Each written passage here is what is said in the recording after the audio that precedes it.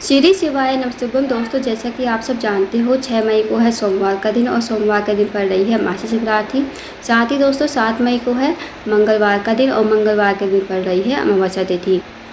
वैसे दोस्तों अमावस्या तिथि का जो प्रारंभ है वो 7 मई को सुबह 11:25 पर शुरू हो रही है और 8 मई को इसका जो समापन है 10:25 पर इसका समापन हो जाएगा। तो उदया तिथि के अनुसार जो अमावस्या तिथि होगी ना दोस्तों वो 8 मई को मनाई जाएगी, यानी कि बुधवार के दिन।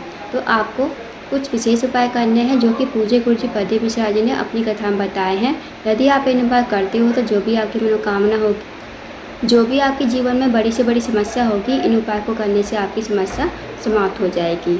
तो आइए दोस्तों जानते हैं उपाय कैसे करने हैं। पूज्य गुरुजी प्रदीप मिश्रा जी कथा को सुनकर उपाय को अच्छे से समझाने का प्रयास करेंगे। तो दोस्तों पहला जो उपाय है वो आपको महाशिवरात्रि यानी कि सोमवार के दिन करना है। यदि आप इस उपाय करते हो तो जो भी आपकी मनोकामना होगी ना, चाहे वो धन को लेकर हो, व्यापार को लेकर हो, नौकरी को लेकर हो, जो भी आपकी समस्या है इस उपाय करने से आपकी समस्या समाप्त हो जाएगी। तो दोस्तों इस उपाय करने के लिए आपको 3 दीपक लेने हैं। 3 दीपक चाहे आप मिट्टी के ले लो चाहे आटे के।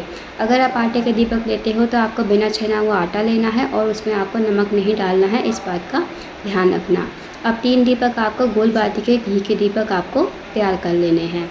इस उपाय को आपको शाम के समय यानी कि प्रदोष काल में ही करना है। अब आपको 3 दीपक तैयार करके शाम के समय एक प्लेट में रख लेने हैं और इन दीपक को लेकर आपको चले जाना है अपने घर से बाहर।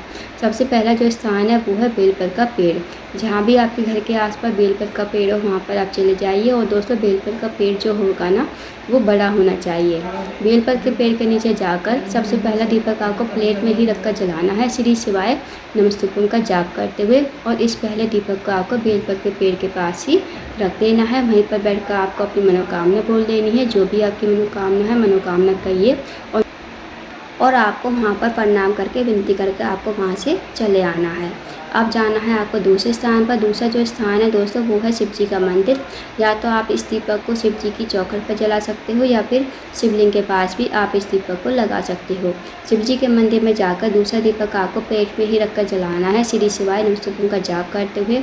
उसके बाद इस दीपक से भगवान की थोड़ी सी आरती कर देनी है और इस दीपक को आपको वहीं पर रख देना है। अब आपको मनोकामना कह देनी है। जो आपने मनोकामना बेलपत के पेड़ के नीचे बोली थी वही मनोकामना आपको यहाँ पर भी कह देनी है। अब आपको चले जाना है तीसरे स्थान पर।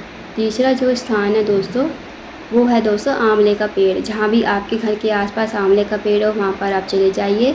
आंवले के पेड़ के पास पहुँचकर तीसरा दीपक आपको प्लेट में ही रखकर जलाना है, श्री शिवाय नमस्तुभ्यम का जाप करना है और आपको वो दीपक जो है आंवले के पेड़ के नीचे ही रख देना है।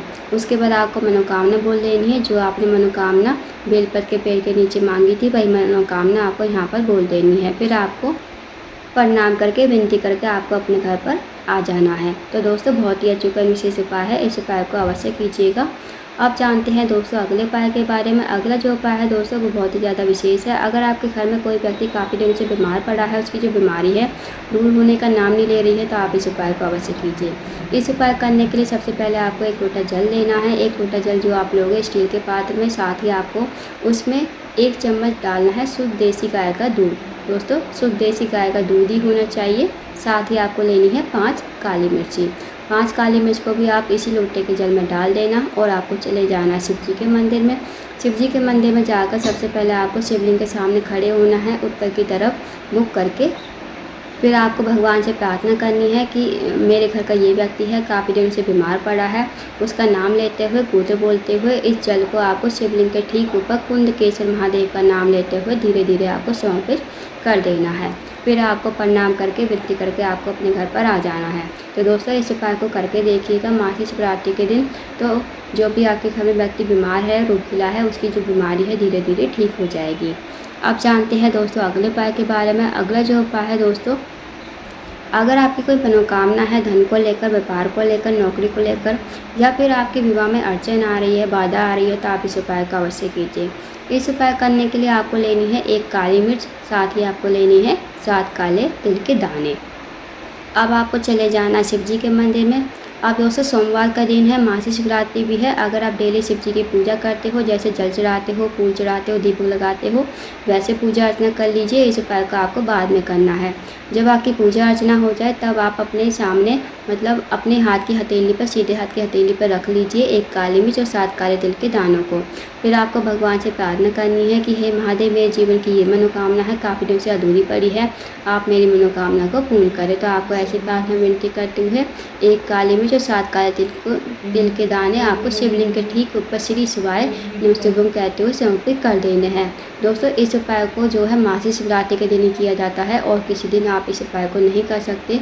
तो दोस्तों सोमवार का दिन भी है और महाशिवरात्रि भी है, तो इस उपाय को अवश्य कीजिएगा। तो दोस्तों ये थे कुछ विशेष उपाय जो आपको महाशिवरात्रि के दिन यानी कि सोमवार के दिन करने हैं। अब जानते हैं अमावस्या के दिन करने वाले कुछ विशेष उपाय के बारे में। दोस्तों अगर आपके घर में पितृ दोष है या फिर वास्तु दोष है या फिर काल सर्प दोष है, आपके घर में हमेशा कोई ना कोई व्यक्ति बीमार रहता है, आपके घर में पैसे नहीं टिकते हैं या फिर आपके घर में कुछ ना कुछ बीमारी बनी ही रहती है, तो ये दोस्तों जो होते हैं ना पितृ दोष के लक्षण होते हैं। तो पूज्य गुरुजी प्रदीप मिश्रा जी ने एक विशेष उपाय बताया है जो आपको अमावस्या तिथि यानी कि 8 मई के दिन ही करना है। तो आपको क्या करना है, आपको एक दीपक तैयार करना है। दीपक आपको लंबी बाती का और आपको घी का दीपक तैयार करना है। आप दीपक चाहे आप मिट्टी का ले लो चाहे आटे का। अगर आप आटे का दीपक लेते हो तो आपको बिना छना हुआ आटा लेना है, साथ ही आपको नमक नहीं डालना है, इस बात का ध्यान रखना। आपको लंबी बाती का घी का दीपक तैयार कर लेना है और इस दीपक को आपको लेकर जाना है जहाँ भी आपके घर के आसपास कुआं, तालाब, बावड़ी, सरोवर हो ना, वहाँ आपको चले जाना है शाम के समय। इस उपाय को आपको शाम के समय यानी कि प्रदोष काल के समय ही करना है। कुआं, तालाब, बावड़ी, सरोवर के पास पहुंचकर आपको एक अच्छा सा स्थान देखना है और इस दीपक को आपको, इस दीपक की जो बाती का मुख होगा ना, वो आपको दक्षिण दिशा की तरफ करके ही जलाना है, क्योंकि दोस्तों जो पितरों का स्थान होता है ना वो दक्षिण दिशा की तरफ ही होता है। तो आप कुआं, तालाब, बावड़ी, सरोवर के पास पहुंचकर इस दीपक को रख दीजिए और इस दीपक का जो बादी का मुख होगा वो दक्षिण दिशा की तरफ होना चाहिए। फिर आपको इस दीपक को जो है अपने पितरों का नाम लेते हुए, अगर आपको पितरों का नाम याद है तो पितरों का नाम ले लीजिए, अगर नाम याद नहीं है तो पितरों का मन ही मन स्मरण करते हुए इस दीपक को आपको जला देना है। फिर आप अपने पितरों से प्रार्थना कर लीजिए कि हमारे घर में सुख शांति समृद्धि बनी रहे, कभी लड़ाई झगड़ा ना हो और पैसों की कमी कभी ना हो, माता लक्ष्मी हमारे घर में हमेशा वास करे। तो आपको इस उपाय को करके अपने घर पर आ जाना है। अगर दोस्तों आपके घर के आसपास कुआं, तालाब, बावड़ी, सरोवर नहीं है तो आप इस उपाय को कहाँ करोगे? तो आपको इस उपाय को जो है कहीं भी आपके घर के आस बेलपत्र का पेड़ हो या फिर पीपल का पेड़ हो तो वहाँ पर भी आप इस उपाय को कर सकते हो। बेलपत्र के पेड़ के नीचे जाकर आपको इस दीपक को वहीं पर